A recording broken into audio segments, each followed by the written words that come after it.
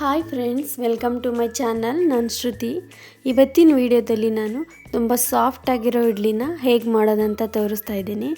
ಅಕ್ಕಿನಾಗಲಿ ಉದ್ದಿನ ಬೇಳೆನಾಗಲಿ ಯಾವ ಅಳತೆಲಿ ಹಾಕಬೇಕು ಅಂತ ಬಿಗಿನರ್ಸ್ಗೆ ತುಂಬ ಕನ್ಫ್ಯೂಷನ್ ಇರುತ್ತೆ. ಅಂಥವ್ರಿಗೋಸ್ಕರ ನಾನು ಈ ವಿಡಿಯೋನ ಮಾಡಿದ್ದೀನಿ. ಮತ್ತು ಇಡ್ಲಿಗೆ ಒಂದೊಳ್ಳೆ ಕಾಂಬಿನೇಷನ್ ಆಗಿರೋಂಥ ಸ್ವೀಟ್ ಚಟ್ನಿನ ಹೇಗೆ ಮಾಡೋದಂತಲೂ ತೋರಿಸಿದ್ದೀನಿ. ನಾನು ಸಾಫ್ಟಾಗಿರೋವಂಥ ಇಡ್ಲಿ ಮಾಡೋದಕ್ಕೋಸ್ಕರ 1 ಲೋಟ ರೇಷನ್ ಅಕ್ಕಿನ ತೊಗೊಂಡಿದ್ದೀನಿ. ಅದೇ ಲೋಟದಲ್ಲಿ 1 ಲೋಟ ಕುದಿಸ್ತಕ್ಕಿನ ತೊಗೊಂಡಿದ್ದೀನಿ. ಕೆಲವರು ಈ ಅಕ್ಕಿನ ಕುಸ್ಲಕ್ಕಿ ಅಂತಲೂ ಕೂಡ ಕರೀತಾರೆ. ಈ ಅಕ್ಕಿನ ಚೆನ್ನಾಗಿ ತೊಳ್ಕೊಬೇಕು. ಒಂದು ರೇಷನ್ ಅಕ್ಕಿ ಹಾಕಿರೋದ್ರಿಂದ ಸ್ವಲ್ಪ ಧೂಳಿರುತ್ತೆ. ಒಂದು 3-4 ಟೈಮ್ಸ್ ಆದರೂ ನೀವು ಇದನ್ನು ವಾಶ್ ಮಾಡ್ಕೊಬೇಕು.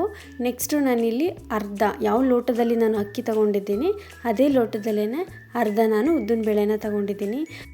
ನೀವೇನಾದರೂ 3 ಲೋಟ ಅಕ್ಕಿ ಹಾಕಿದ್ರೆ ಸೇಮ್ ಅದೇ ಲೋಟದಲ್ಲೇ 3/4 ಭಾಗ ಉದ್ದಿನ ಬೇಳೆನ ಹಾಕಬೇಕಾಗತ್ತೆ. ಅಥವಾ 4 ಲೋಟ ನೀವು ಅಕ್ಕಿನ ತೊಗೊಂಡಿದ್ರೆ ನೀವು 1 ಲೋಟ ಪೂರ್ತಿ ಉದ್ದಿನ ಬೇಳೆನ ಹಾಕಬೇಕು. ಎಕ್ಸಾಂಪಲ್ ಕೊಡೋದಾದರೆ 1 kg ಅಕ್ಕಿಗೆ ನೀವು 1/4 kg ಉದ್ದಿನ ಬೇಳೆನ ಹಾಕಬೇಕು. ಇದೇ ರೀತಿ ಹಾಕಿ ನಾನು ಇದನ್ನು 6 ಅವರ್ಸು ನೆನೆಸಿದ್ದೀನಿ. ನೋಡಿ, ಇಡ್ಲಿಗೆ ಅಕ್ಕಿ ನೆನೆಸುವಾಗ ಅಕ್ಕಿ ಸಪ್ರೇಟು ಮತ್ತು ಉದ್ದಿನ ಬೇಳೆನ ಸಪ್ರೇಟು ನೆನೆಸೋಕೆ ಇಡಬೇಕು. ಉದ್ದಿನ ಬೇಳೆನ ರುಬ್ಕೊಳ್ಳುವಾಗ ತುಂಬ ನುಣ್ಣಗೆ ರುಬ್ಕೊಬೇಕು. ಮತ್ತು ನೀರನ್ನು ಕೂಡ ನಾವು ಜಾಸ್ತಿ ಹಾಕಬಾರ್ದು, ಸ್ವಲ್ಪ ತಿಕ್ಕಾಗೇ ನಾವು ರುಬ್ಕೊಬೇಕು. ಉದ್ದಿನ ಬೇಳೆನ ನೋಡಿ ಈ ರೀತಿ ನುಣ್ಣಗೆ ರುಬ್ಕೊಂಡಿದ್ದೀನಿ. ತಿಕ್ಕಾಗೂ ಕೂಡ ಇದೆ ನೋಡಿ. ಇದೇ ಕನ್ಸಿಸ್ಟೆನ್ಸಿಲಿ ಉದ್ದಿನ ಬೇಳೆನ ರುಬ್ಕೊಬೇಕು.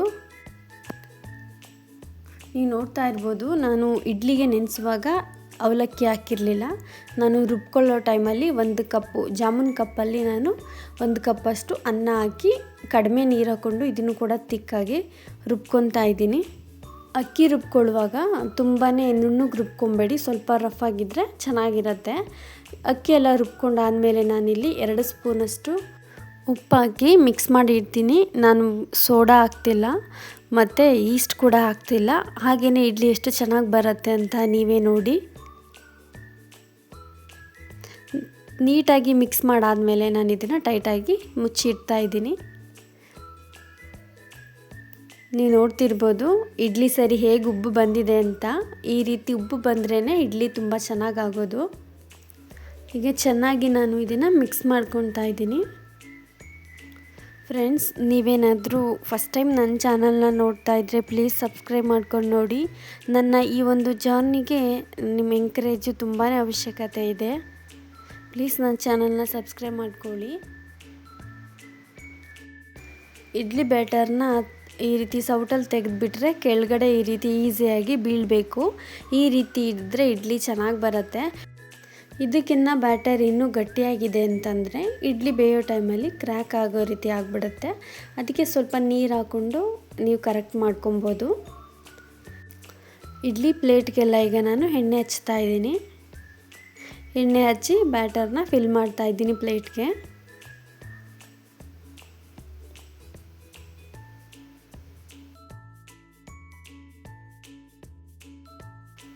ನಾನು ಮೊದಲೇ ನೀರು ಬಿಸಿ ಆಗೋಕ್ಕಿಟ್ಟಿದ್ದೆ. ಈಗ ಫಿಲ್ ಮಾಡಿರೋ ಪ್ಲೇಟ್ಸ್ ಎಲ್ಲನೂ ಇಡ್ಲಿ ಪಾತ್ರೆಗಿಟ್ಟು ಕ್ಯಾಪ್ನ ಕ್ಲೋಸ್ ಮಾಡ್ತಿದ್ದೀನಿ. ಈಗ ಇಡ್ಲಿ ಬೇಯೋ ತನಕ ನಾನು ಸ್ವೀಟ್ ಚಟ್ನಿ ಮಾಡೋದು ಹೇಗೆ ಅಂತ ತೋರಿಸ್ತಾ ಇದ್ದೀನಿ. ಜಸ್ಟ್ 3 ಇಂಗ್ರೀಡಿಯೆಂಟ್ನ ಯೂಸ್ ಮಾಡಿ ಮಾಡ್ಕೊಳ್ಳೋಂಥ ಸ್ವೀಟ್ ಚಟ್ನಿ ಇದು. ತೆಂಗಿನ ತುರಿ ಹಾಕ್ತಿದ್ದೀನಿ ಮತ್ತು ಪುಡಿ ಮಾಡ್ಕೊಂಡಿರೋ ಅಂಥ ಬೆಲ್ಲ, 1 ಏಲಕ್ಕಿ ಹಾಕ್ತಿದ್ದೀನಿ. ನಾವು ಜಾಸ್ತಿ ಕ್ವಾಂಟಿಟಿ ಮಾಡಿಕೊಂಡ್ರೆ 2 ಏಲಕ್ಕಿ ಹಾಕ್ಬೋದು. ಏಲಕ್ಕಿ ಸಿಪ್ಪೆ ಎಲ್ಲ ತೆಗೆದು ನಾನು ಒಳಗಡೆ ಇರೋ ಪಾರ್ಟ್ ಮಾತ್ರ ಹಾಕ್ತಿದ್ದೀನಿ. ನೀರು ಸ್ವಲ್ಪ ಹಾಕಿ ಇದನ್ನು ನೈಸಾಗಿ ರುಬ್ಕೊಬೇಕು. ನೋಡಿ, ರುಬ್ಕೊಂಡಿದ್ದೀನಿ. ಈ ರೀತಿ ಇದೆ. ಟೇಸ್ಟ್ ಮಾತ್ರ ತುಂಬಾ ಚೆನ್ನಾಗಿರುತ್ತೆ.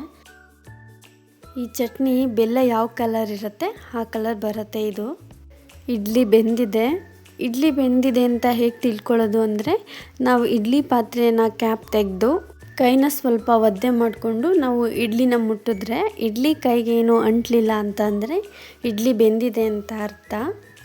ನೀವು ನೋಡ್ತಾ ಇರ್ಬೋದು ಹೇಗೆ ಇಡ್ಲಿ ಉಬ್ಬು ಬಂದಿದೆ ಅಂತ. ಇಡ್ಲಿನ ಪ್ಲೇಟಿಂದ ಬಿಸಿ ಇದ್ದಾಗಲೇ ತೆಗಿಬಾರ್ದು. ಒಂದು 2 ಮಿನಿಟ್ಸ್ ಬಿಟ್ಟು ತೆಗೆದ್ರೆ ನೀಟಾಗಿ ಚೆನ್ನಾಗಿ ಬರುತ್ತೆ. 2 ಮಿನಿಟ್ಸ್ ಆಗಿದೆ. ನಾವು ಇಡ್ಲಿನ ತೆಗೆಯುವಾಗ ಈ ರೀತಿ ಸ್ಪೂನ್ನ ನೀರಲ್ಲಿ ಡಿಪ್ ಮಾಡಿದ್ರೆ ಇಡ್ಲಿ ತೆಗೆಯುವಾಗ ನೀಟಾಗಿ ಬರುತ್ತೆ. ನೀವು ನೋಡ್ತಾ ಇರ್ಬೋದು ಇಡ್ಲಿ ಎಷ್ಟು ಚೆನ್ನಾಗಿ ಬರ್ತಾ ಇದೆ ಅಂತ. ತುಂಬಾ ಸೂಪರ್ ಸಾಫ್ಟಾಗಿ ಬಂದಿತ್ತು ಇಡ್ಲಿ. ಈ ರೀತಿ ಸಾಫ್ಟಾಗಿ ಬಂದರೆ ಒಂದೆರಡು ಇಡ್ಲಿನ ಜಾಸ್ತಿನೇ ತಿನ್ಬೋದು, ಅಷ್ಟು ಚೆನ್ನಾಗಿರುತ್ತೆ. ನಿಮಗೇನಾದರೂ ಈ ಒಂದು ವಿಡಿಯೋ ಇಷ್ಟ ಆಗಿದ್ದರೆ ಪ್ಲೀಸ್ ನನ್ನ ಚಾನಲ್ನ ಸಬ್ಸ್ಕ್ರೈಬ್ ಮಾಡ್ಕೊಳ್ಳಿ. ನನಗೆ ಇನ್ನೂ ಹೆಚ್ಚು ವೀಡಿಯೋಸ್ ಮಾಡೋಕ್ಕೆ ಮೋಟಿವೇಶನ್ ಸಿಗುತ್ತೆ. Thank you for watching.